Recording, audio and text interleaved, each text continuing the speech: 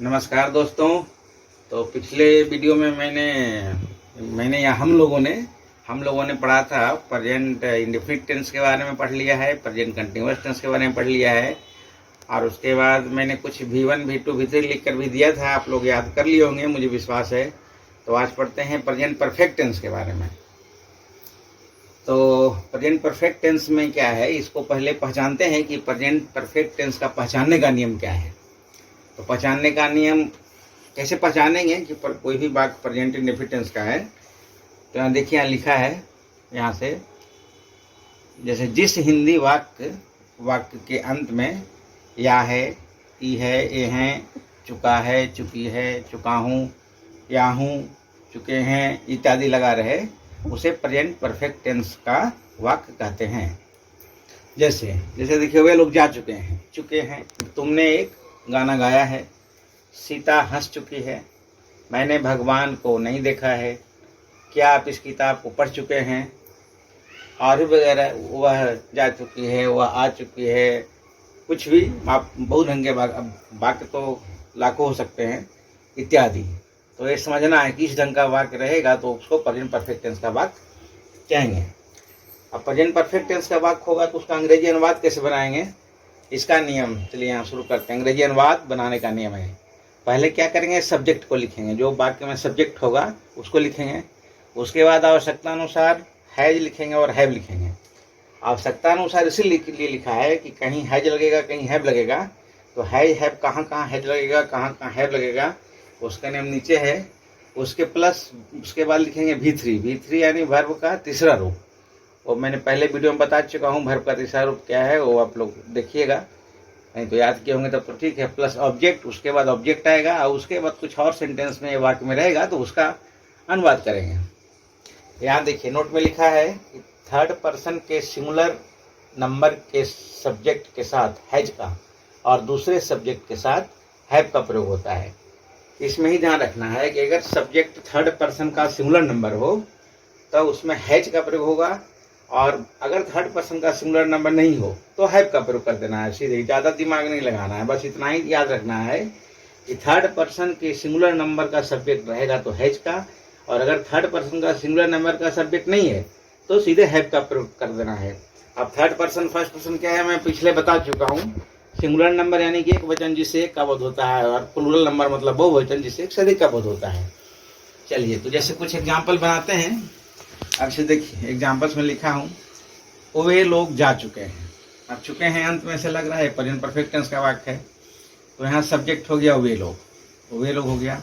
तो वे लोग के अनुसार यहाँ वे की अंग्रेजी दे हुई। अब दे के बाद हैव हुआ, हैव क्यों हुआ ये समझिए। वे लोग सब्जेक्ट हुआ तो ये थर्ड पर्सन तो हुआ लेकिन सिंगुलर नंबर नहीं हुआ, ये प्लूरल नंबर हो गया यानी कि बहुवचन हो गया, इसलिए यहाँ पर हैव का प्रयोग हो गया। और जाना का गो होता है, गो वेंट गॉन, मैंने लिखाया भी था पिछले वीडियो में। गो का तीसरा रूप गॉन होता है, GONE, तो इस वर्ब का तीसरा रूप आया दे हैव गॉन। अगला, तुमने एक गाना गाया है। यहाँ देखिए, यहाँ सब्जेक्ट तुमने है, तुमने यानी यू, तुम सब्जेक्ट यू हुआ, तो यहाँ बनाया है यू।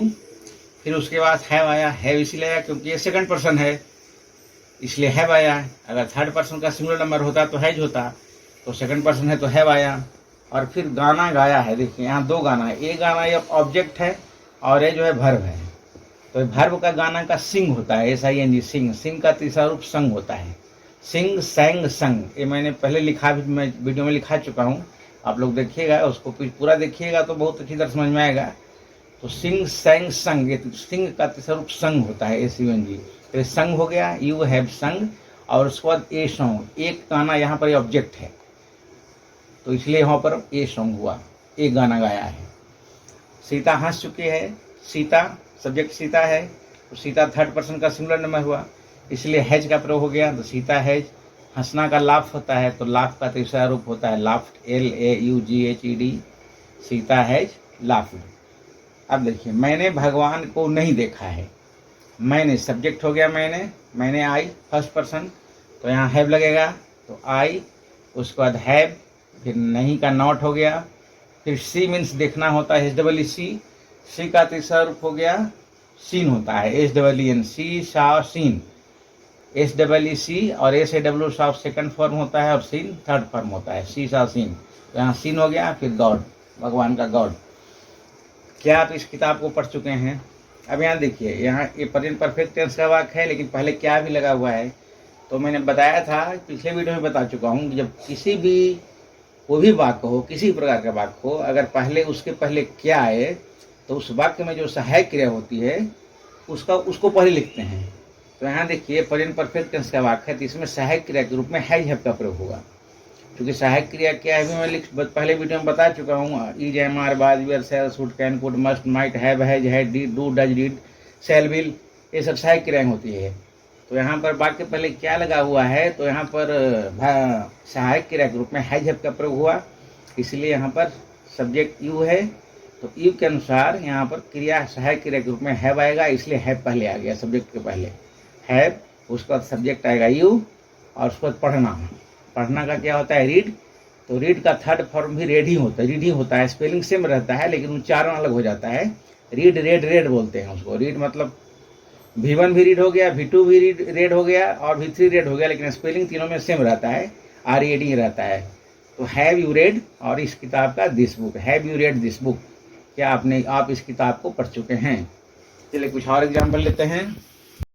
तो अगला वाक्य देखिए, जैसे क्या आपने मुझे नहीं ठगा है।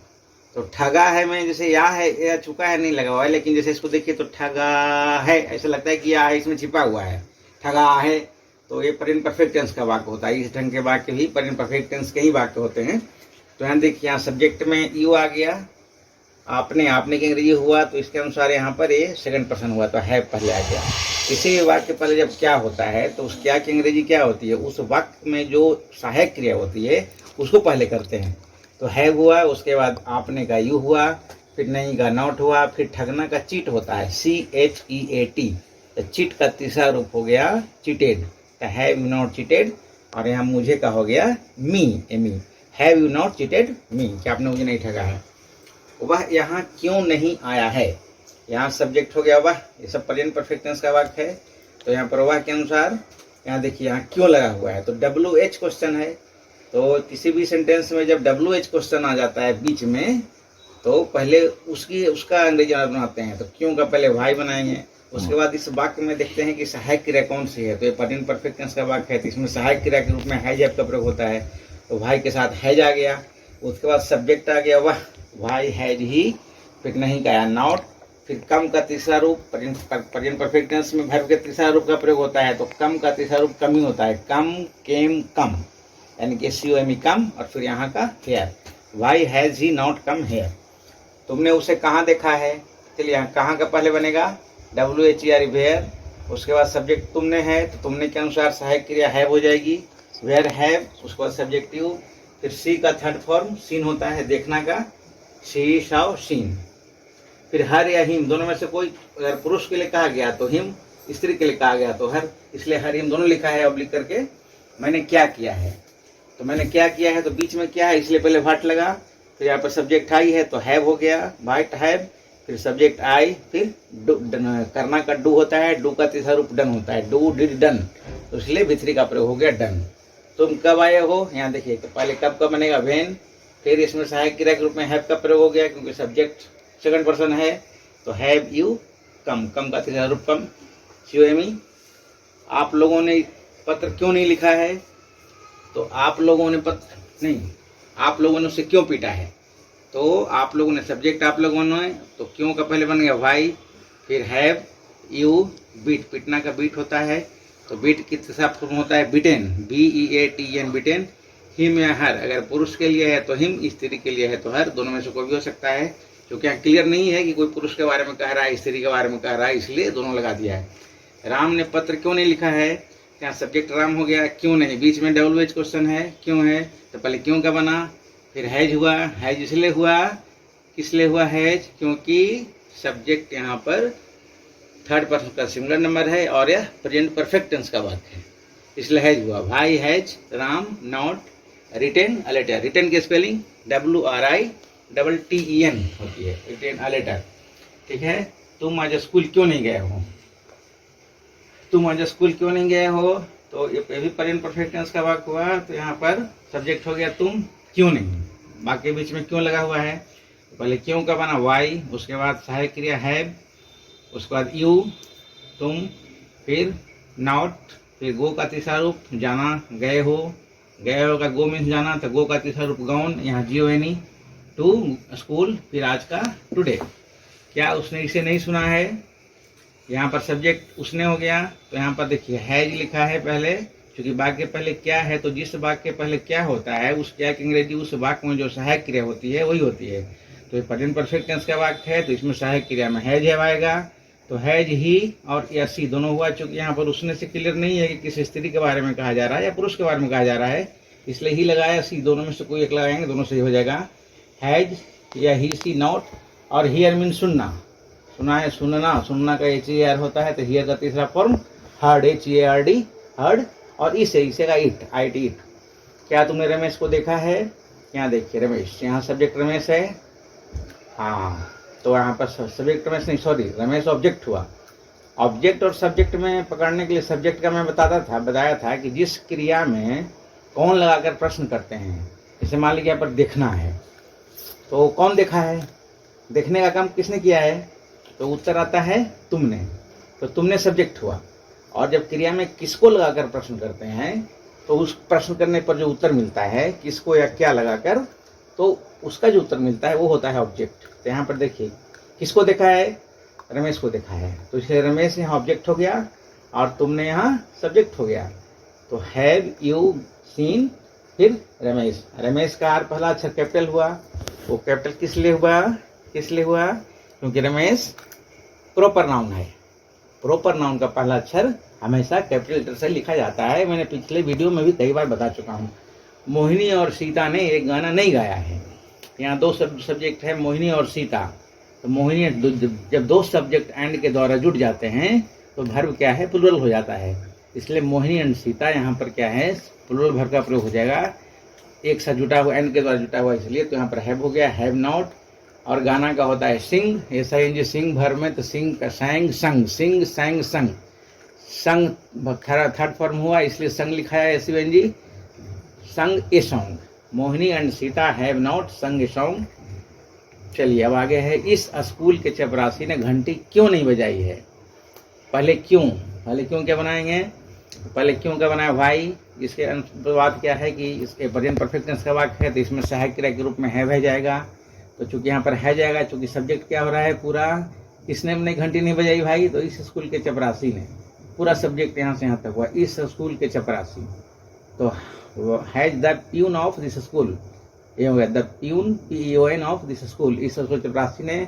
नॉट बजाना का यहाँ पर देखिए रंग लिखा है, RING रिंग मतलब बजाना, रिंग द बेल मतलब घंटी बजाना होता है, RING रिंग, THE बेल, तो रिंग का थर्ड फॉर्म हो जाएगा RUNG रिंग, रिंग रैंग रंग, जैसे सिंग सैंग संग होता है वैसे ही रिंग रैंग रंग होता है, तो यहाँ पर ये थर्ड फॉर्म में रंग आया।